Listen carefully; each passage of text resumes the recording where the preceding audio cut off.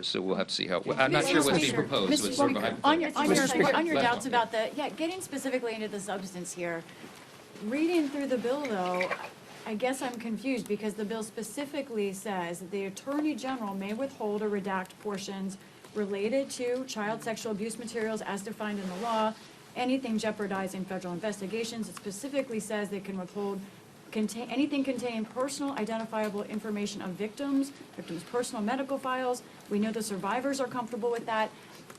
All of these things are actually in this bill. That's why I'm confused. Let me give you an example. We could be up here for a long time. I'll litigate it with you. Let's do it. Like, what specifically is missing? Okay, so the first one you mentioned. Yeah. Okay, so here's HRS 581. This is the discharge, okay? It says on page 5, redact anything that depicts or, quote, depicts or contains child sexual abuse material, CSAM, as defined under 18 U.S.C. 2256, okay? All right, so you go to 18 U.S.C. 2256, definitions of the chapter.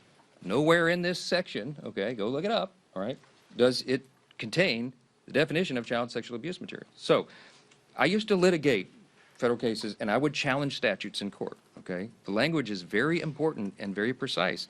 If it's not listed here and this were to become law, child sexual abuse materials are not included. They're not included for redaction, which means the Attorney General and someone there, if they interpret the discharge in the statute that it passes directly and literally, as they're supposed to do, they're required to do under the law, then you're going to have things that would qualify under child sexual abuse materials. You have child pornography included in the distribution of this stuff. We can't go for that. But it's up to the Attorney General. No, it's not up to it's not up to the Attorney General because the way it's listed in the document. No, it's not. It's not because it doesn't reference the right code section. So we could go through every one of these things.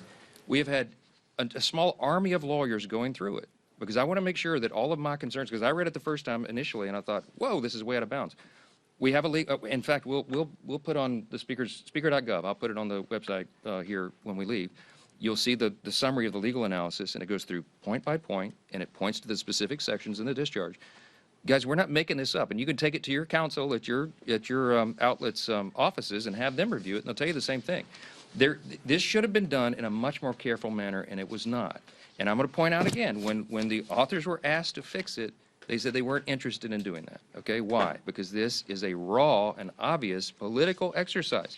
Again, I'm just going to leave you with this question. You should go ask them all. If you were so concerned about the Epstein Files and protecting the victims, why didn't you do a darn thing about it for the 4 years of the Biden administration? All this stuff was sitting in a warehouse, and nobody said a word about it. They didn't care. Now they're doing it. We all know why. Because they're trying to attack President Trump. That's ACA it. question. Thank you. Thank you.